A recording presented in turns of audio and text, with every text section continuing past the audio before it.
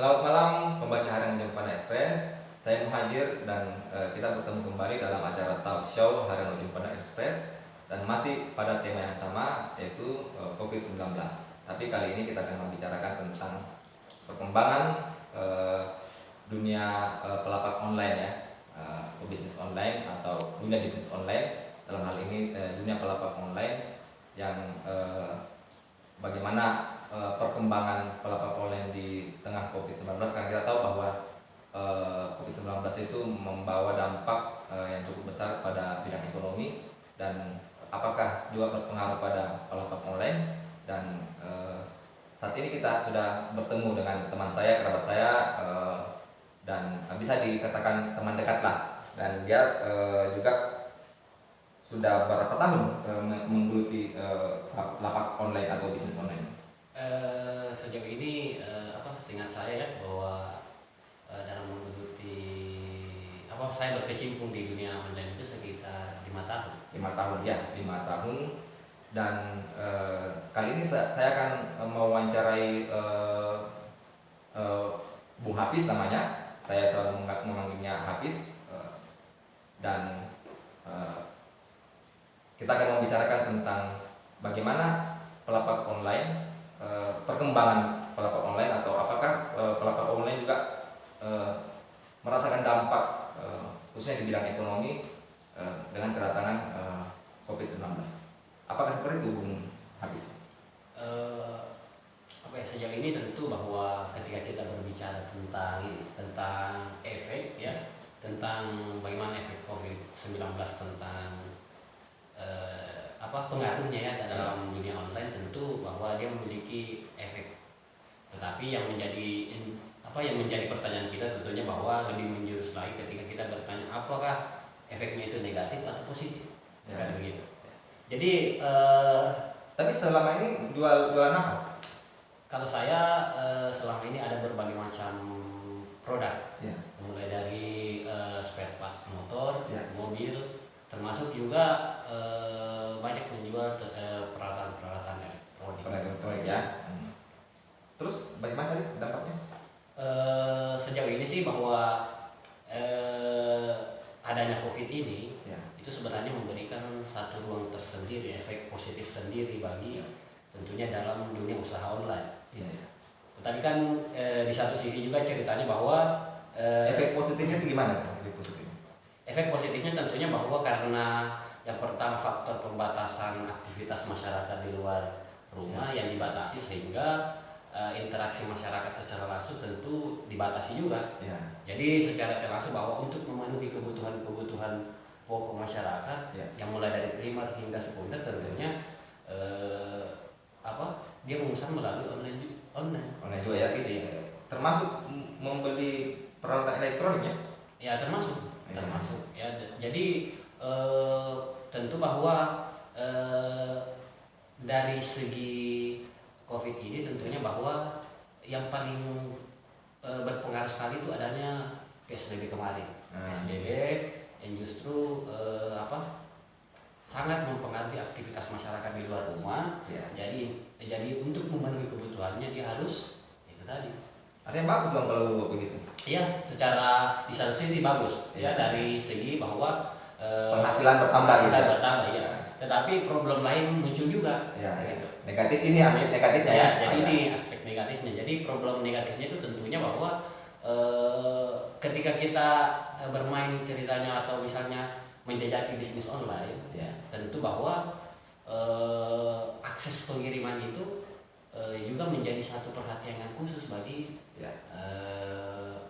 orang-orang yang berkecimpung di dunia online. Kenapa? Terhambat ya, ada hambatan dalam termasuk ada dunia hambatannya tentunya bahwa mungkin pengiriman cenderung lambat karena mungkin adanya itu tadi bahwa penerapan kebijakan protokol kesehatan oleh pemerintah, sehingga pemerintah memberikan pengawasan di setiap tahap pada proses pengiriman barang tersebut. Apakah itu memberikan dampak cukup besar kerugiannya, dapat kerugian bagi pelapak online, khususnya barang-barang elektronik yang kita fokuskan kan? Ya, jadi ceritanya begini, dari segi omset naik tentunya, Ya.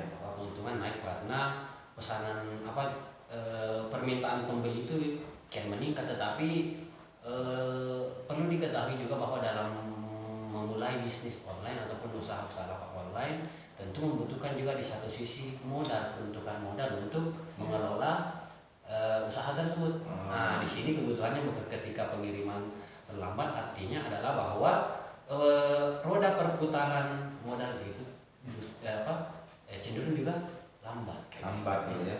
Tapi secara umum ada pendapatan naik atau gimana? Atau statis sama-sama saja setelah Covid, pasca Covid, pada saat Covid atau sebelum Covid? Dan grafiknya pendapatan itu naik. Naik sekali ya? Naik sebenarnya, cuman waktu perputaran perputaran omsetnya itu cukup lama. Cukup lama perputaran omsetnya ya? Yang kemarin ceritanya ketika pas sebelum Covid bisa memakan durasi waktu 1 minggu, pas dan masa Covid dia bisa memakan waktu sampai 2 mingguan kira-kira.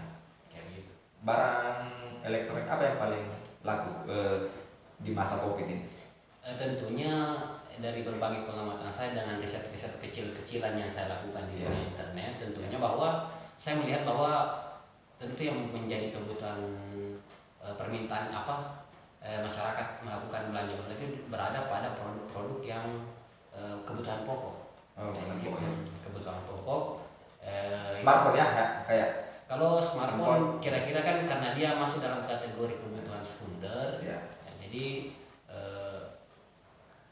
mungkin urutan permintaannya juga ada besar, tetapi yang menjadi ceritanya permintaan besar itu ada di kebutuhan-kebutuhan pokok itu tadi. Tapi kalau mau dibilang rugi enggak juga? Ya. Kalau dibilang untung juga ada sisi negatifnya juga ya. Betul. Tapi apa tidak